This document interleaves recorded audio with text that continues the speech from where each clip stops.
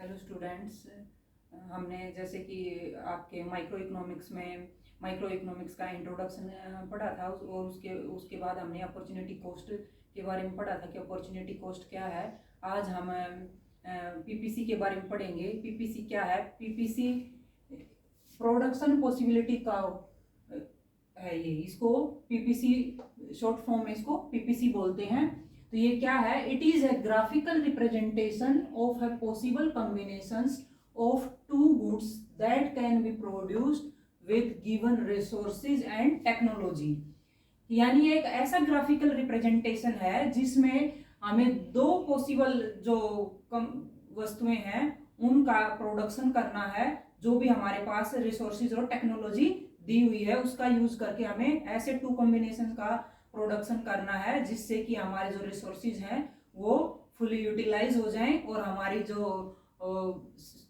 इच्छाएं हैं वो भी पूरी तरह से सेटिस्फाई हो जाएं। तो स्टूडेंट्स, सबसे पहले मैं आपको एक बात बताना चाहती हूँ कि माइक्रो इकोनॉमिक्स में आप तीन चीज़ों का ध्यान रखना। सबसे पहले कि आपको कोई भी क्वेश्चन दिया जाता है तो उसमें सबसे पहले आप क्या करेंगे? थ्योरी लिखेंगे, यानी जो भी आपसे पूछा गया है उसके बारे में एक्सप्लेन करेंगे। एक्सप्लेन करने के बाद आप टेबल बनाएंगे और टेबल बनाने के बाद आप कर्व बनाएंगे। ये तीनों चीज़ें माइक्रो इकोनॉमिक्स में कंपल्सरी हैं। अगर आपने तीनों बनाई हैं तो ही आपको अच्छे मार्क्स आ पाएंगे और आप अच्छे से एक्सप्लेन कर पाओगे। तो ये अभी हमने ये आपकी थ्योरी हो गई। जैसे कि पीपीसी की हमने अभी जैसे इसकी डेफिनेशन को पढ़ा, तो ऐसे अगर आपसे प्रोडक्शन पॉसिबिलिटी कर्व के बारे में पूछा जाता है तो आप सबसे पहले ऐसे डेफिनेशन दीजिए, उसके बाद आप अपना टेबल बनाइए। तो जैसे कि टेबल में हमने 5 पॉसिबल कॉम्बिनेशन लिए हैं, ए बी सी डी और ई। यहाँ हम लिखेंगे पॉसिबिलिटी, यानी ये कॉम्बिनेशन पॉसिबल है जो हमारे पास गिवन रिसोर्सेज और टेक्नोलॉजी है उनका यूज करके हम ये दो कॉम्बिनेशन किसी भी दो गुड्स का प्रोड्यूस कर सकते हैं। तो इसमें हमने दो गुड्स लिए हैं, क्या क्या? एक गन्स ली हैं और बटर ली हैं। यहाँ हमने गन्स की यूनिट लिखी और यहाँ हमने बटर की यूनिट लिखी।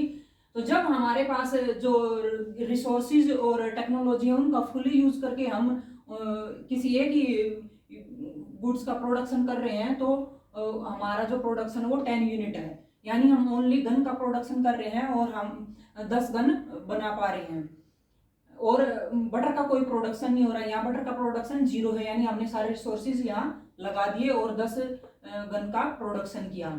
फिर उसके बाद क्या है कि हमने गन के प्रोडक्शन को कम करना है।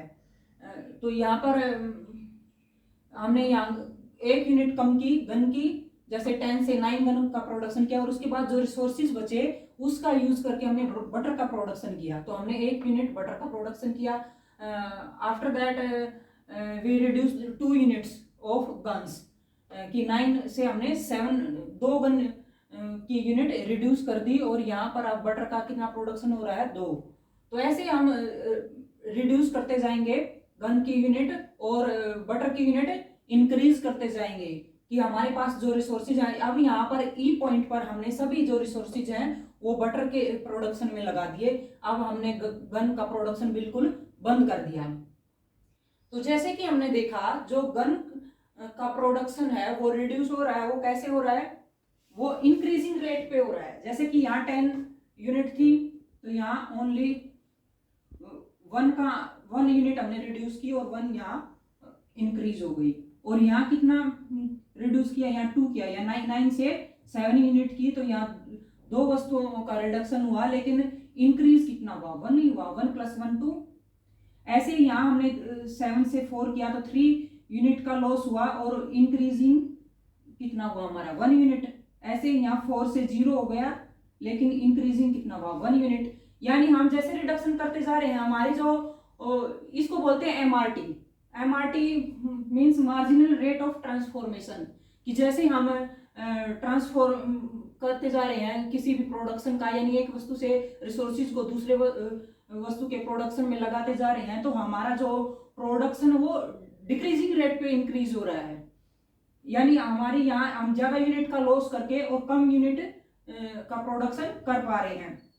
तो इसको बोलते हैं एमआरटी या मार्जिनल अपॉर्चुनिटी कॉस्ट, सीमांत अवसर लागत बोलते हैं इसको हिंदी में। जैसे कि हमने पहले अवसर लागत पढ़ा था, यहाँ सीमांत अवसर लागत, यानी एक यूनिट का लॉस करने पर हम जो दूसरी जो नई यूनिट का प्रोडक्शन कर रहे हैं वो क्या है, हमारी सीमांत अवसर लागत है। यानी हमारी अवसर लागत में जो चेंज आ रहा है एक यूनिट का लॉस करने पर, उसको हम क्या बोलते हैं, सीमांत अवसर लागत बोलते हैं, एमओसी बोलते हैं।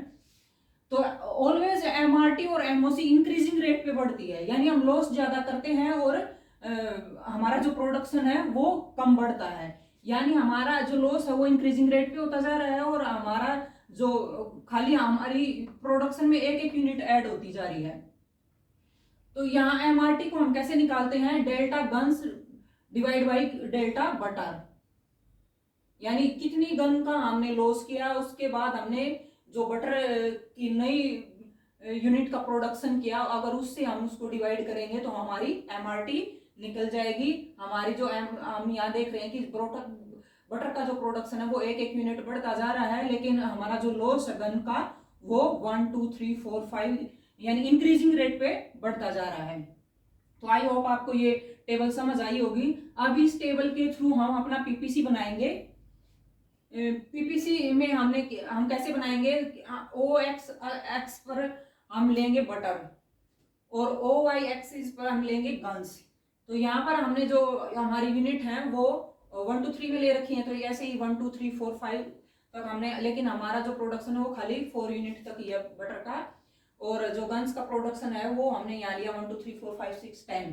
तो हमने देखा कि जब हमारा 10 यूनिट का गन का प्रोडक्शन हो रहा है तो हमारा जो बटर का प्रोडक्शन है वो 0 है।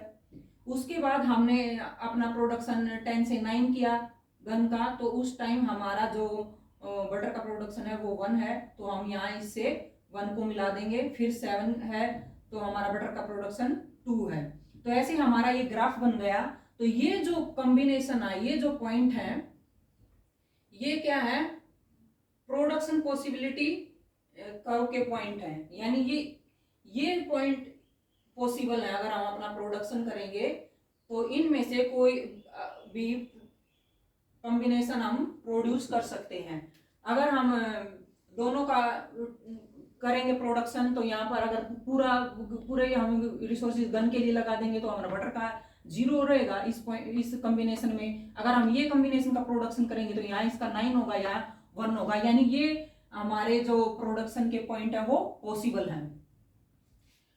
अब ऐसा क्यों है कि जो एमआरटी है वो इंक्रीज होती जा रही है, ऐसा क्यों होता है? अब मान लीजिए कोई भी जो प्रोड्यूसर है उसको गन का प्रोडक्शन रिड्यूस करना है। क्यों रिड्यूस करना है? मान लीजिए वॉर का टाइम है, तो वॉर के टाइम में क्या होगा कि गन का या वेपन्स का जो प्रोडक्शन है वो इंक्रीज हो जाएगा, लेकिन जब वॉर टाइम खत्म हो जाएगा तो उसकी डिमांड कम हो जाएगी। डिमांड कम होगी तो जो प्रोड्यूसर है उसके पास जो रिसोर्सेज हैं उसको अपने रिसोर्सेज को यूज करना है, तो वो उसको दूसरी जगह लगाएगा। तो वो जो उसके वर्कर्स थे वो एफिशिएंटली किस काम में स्किल्ड थे, वो गन के प्रोडक्शन में स्किल्ड थे, यानी उनको गन बनाना आता था। अब उनको बटर बनाने के लिए उन वर्कर्स को लगाया गया, तो वो काम तो करेंगे यहाँ, लेकिन वो पूरी तरह से एफिशिएंटली नहीं कर पाएंगे क्योंकि उनको इस चीज की ट्रेनिंग नहीं दी गई, उनको गन बनाने की ट्रेनिंग दी गई थी। इसलिए वो प्रोडक्शन तो कर रहे हैं लेकिन वो प्रोडक्शन वो डिक्रीजिंग रेट पे हो रहा है इसके कंपैरिजन में, गन के कंपैरिजन में। इसलिए एमआरटी और एमओसी ऑलवेज इंक्रीजिंग रेट पे बढ़ती है। तो ये हमारे जो रिसोर्सेज हैं उनका यूज करके अगर हम उनको पूरी तरह से एफिशिएंटली यूज करेंगे तो ये कॉम्बिनेशन हमारे प्रोडक्शन के पॉसिबल हैं, जो कि हम 2 वस्तुओं का कर सकते हैं। या तो एक गन का करेंगे तो यहाँ 10 यूनिट होगी, अगर खाली हम बटर का प्रोडक्शन करेंगे तो हम ओनली 4 यूनिट ही प्रोड्यूस कर सकते हैं। अगर दोनों का करेंगे तो ये पॉइंट हमारे पॉसिबल हैं। तो ऐसे हम रिसोर्सेज को यूज करके ऐसे पीपीसी बना सकते हैं। अगर आप से अब पूछ लिया जाए व्हाट इज पीपीएफ, तो आपने पीपीसी तो पढ़ा है लेकिन आप सोचेंगे कि पीपीएफ क्या है, हमें तो नहीं पता। प्रोडक्शन पॉसिबिलिटी फ्रंटियर बोलते हैं इसको, वो पीपीसी का ही दूसरा नाम है, या इसको ट्रांसफॉर्मेशन कर्व भी बोलते हैं। अगर ट्रांसफॉर्मेशन कर्व के बारे में पूछ लिया जाए तो भी आप ऐसे ही एक्सप्लेन करेंगे। सबसे पहले आप अपनी डेफिनेशन देंगे, उसके बाद टेबल बनाएंगे और फिर उसके का ग्राफिकल रिप्रेजेंटेशन करेंगे। तो आप पीपीएसी को कैसे एक्सप्लेन करेंगे? It's depend on the marks. कि अगर आपका 2 या 3 नंबर में आता है तो आप खाली एक लाइन में डेफिनेशन देंगे और टेबल बनाएंगे और कर्व बनाएंगे। 2 या 3 नंबर में आप खाली इतना एक्सप्लेन करेंगे। या अगर आपका क्वेश्चन 4 या 5 मार्क्स का आता है तो उसमें आप कुछ और ऐड करेंगे। उसमें क्या ऐड करेंगे, उसमें अजम्पशंस और कैरेक्टरिस्टिक्स ऐड करेंगे। अजम्पशंस क्या है कि हम प्रोडक्शन पॉसिबिलिटी कर्व में ये मान के चलते हैं कि हमारे जो रिसोर्सेज हैं वो गिवन है। जितने भी रिसोर्सेज हैं वो हमें दे रखे हैं, वो ना तो इंक्रीज हो सकते हैं और ना डिक्रीज हो सकते हैं। और जो हमारी टेक्नोलॉजी है वो भी कांस्टेंट है, उसमें भी कोई इंक्रीजिंग नहीं होगा और कोई डिक्रीजिंग नहीं होगा। और only 2 goods can be produce, कि ओनली 2 वस्तुएं ही प्रोड्यूस की जा सकती हैं, हम ये मान के चलते हैं। और उसके बाद अगर कैरेक्टरिस्टिक्स में आप क्या लिखेंगे, आप कैरेक्टरिस्टिक्स में लिखेंगे कि जो हमारा पीपीसी है वो लेफ्ट से राइट में डाउनवर्ड में होगा, कि हमेशा जो हमारा जो पीपीसी है वो लेफ्ट से राइट की तरफ होगा। और एक हमारा जो पीपीसी है वो कॉनकेव होगा। कॉनकेव और कॉन्वेक्स शेप में बच्चे पजल हो जाते हैं कि कॉन्वेक्स क्या है, कॉनकेव क्या है, भूल जाते हैं। तो केव यानी जो ऐसे गोलाई में आए, एक गुफा की तरह गोल ऐसे, तो उसको बोलते हैं कॉनकेव। तो हम कैरेक्टरिस्टिक्स में क्या लिखोगे, हमारा जो पीपीसी है वो कॉनकेव होगा और हमारा जो पीपीसी है वो लेफ्ट से राइट की तरफ डाउनवर्ड में होगा। तो ये 2 कैरेक्टरिस्टिक्स आप लिख सकते हैं। फिर उसके बाद अगर आपसे नॉर्मल पीपीसी के बारे में पूछा जाए तो जो हमने अभी पढ़ा था आप खाली उसी पीपीसी को एक्सप्लेन करेंगे। लेकिन अगर आपसे अलग से पूछा जाए कि can PPC be straight line, कि पीपीसी का एक स्ट्रेट लाइन हो सकता है। पीपीसी स्ट्रेट लाइन कब होगा, जब हमारी एमओसी या एमआरटी वो कांस्टेंट होगी। अभी हमने देखा कि हमारी एमओसी और एमआरटी इंक्रीजिंग रेट पे बढ़ रही थी। अगर हमारी एमओसी और एमआरटी में कोई इंक्रीजिंग और डिक्रीजिंग ना हो, यानी कांस्टेंट रेट पे बढ़ते रहे, एक एक करके बढ़ती रहे या 2-2 करके बढ़ती रहे, तो हमारा जो पीपीसी है वो एक स्ट्रेट लाइन हो सकता है। फिर है can PPC be convex to the origin. Can PPC be convex to the origin, क्या पीपीसी कॉन्वेक्स हो सकता है ओरिजिन की तरफ। तो आप कब हो सकता है कि हमारा पीपीसी कॉन्वेक्स, जब हमारी एमआरटी डिक्रीजिंग रेट पे बढ़ेगी। एमआरटी और एमओसी जब डिक्रीजिंग रेट पे बढ़ेगी, ऐसे 4 3 2 1, तब हमारा पीपीसी ओरिजिन की तरफ कॉन्वेक्स हो सकता है। फिर attainable and attainable unattainable combination. अब हमने अभी देखा था कि हम अजम्पशंस में पढ़ा था कि हमारे जो गिवन रिसोर्सेज और टेक्नोलॉजी है वो फुली एफिशिएंटली हम उनको यूज कर रहे हैं, यानी कोई भी रिसोर्सेज और कोई भी टेक्नोलॉजी हम खाली नहीं छोड़ रहे। कोई भी रिसोर्सेज को हम बिना यूज किए नहीं छोड़ रहे, सभी का पूरी तरह से हम यूज कर रहे हैं। तो पूरी तरह अगर हम यूज करेंगे तो हमारे जो कॉम्बिनेशन है वो इस कर्व के किसी भी पॉइंट पर हमारे कॉम्बिनेशन पॉसिबल होंगे अगर हम फुली उनको एफिशिएंटली यूज करेंगे। ये अगर हम इतना प्रोडक्शन करना चाहे तो ये अटेनेबल है, यानी इतना हम प्रोड्यूस कर सकते हैं। लेकिन कोई भी प्रोड्यूसर या इस पॉइंट तक प्रोडक्शन नहीं करेगा, क्योंकि अगर वो इस पॉइंट तक प्रोडक्शन करेगा तो इतने जो रिसोर्सेज हैं वो खाली रह जाएंगे, यानी वो उसके वेस्ट चले जाएंगे। तो कोई भी प्रोड्यूसर ऐसा नहीं करेगा कि अपने रिसोर्सेज को वेस्ट करेगा, इसलिए एटलीस्ट वो यहाँ तक प्रोडक्शन करने की कोशिश करेगा। लेकिन इस पॉइंट को हम अचीव कर सकते हैं, पा सकते हैं, क्योंकि हमारे पास इतने रिसोर्सेज हैं कि हम इतना प्रोडक्शन कर सकें। लेकिन ये जो पॉइंट है ये अनअटेनेबल है। अगर हमारे जो रिसोर्सेज हैं वो फुली यूज हमने कर लिए तो उसके बाद प्रोडक्शन पॉसिबल नहीं है, उससे ज्यादा हम प्रोडक्शन को पॉसिबल इंक्रीज नहीं कर सकते। तो ये जो पॉइंट है वो अनअटेनेबल है। और सबसे जो बेस्ट है जिसमें रिसोर्सेज और टेक्नोलॉजी फुली यूज किए जा रहे हैं, तो वो हमारे इस पॉइंट, इस कर्व के किसी भी पॉइंट पर पॉसिबल है। फिर है शिफ्टिंग ऑफ पीपीसी। तो क्या पीपीसी शिफ्ट हो सकता है? पीपीसी शिफ्ट कब होगा? जब हमारे रिसोर्सेज या टेक्नोलॉजी इंक्रीज हो जाए, या तो हमारी टेक्नोलॉजी अपग्रेड हो जाए। जैसे कि पहले हम लेबर इंटेंसिव टेक्निक का यूज कर रहे हैं, फिर हम कैपिटल इंटेंसिव टेक्निक का यूज करें तो प्रोडक्शन ज्यादा होगा, तो हमारा जो पीपीसी है वो राइट की तरफ शिफ्ट हो जाएगा। अगर प्रोडक्शन इंक्रीज होगा, टेक्नोलॉजी और रिसोर्सेज इंक्रीज होंगे। अगर टेक्नोलॉजी और रिसोर्सेज डिक्रीज होंगे तो हमारा जो कर्व है वो लेफ्ट की तरफ शिफ्ट हो जाएगा, यानी हमारा जो प्रोडक्शन है वो कम हो जाएगा। फिर rotation of PPC, PPC rotate कब करेगा, जब हमने मान रखा है कि हम 2 गुड्स का प्रोडक्शन कर रहे हैं। अगर एक गुड्स का टेक्नोलॉजी या रिसोर्सेज में अपग्रेडेशन हो जाए तो एक यूनिट का प्रोडक्शन बढ़ जाएगा, लेकिन जो दूसरी जो गुड्स है उसका production same as it is रहेगा। तो ये जो कर्व है ये दिखा रहा है कि हमारी जो वाई जो गुड्स है उसका प्रोडक्शन तो कांस्टेंट है, यानी उसकी टेक्नोलॉजी और रिसोर्सेज में कोई अपग्रेड नहीं हुआ।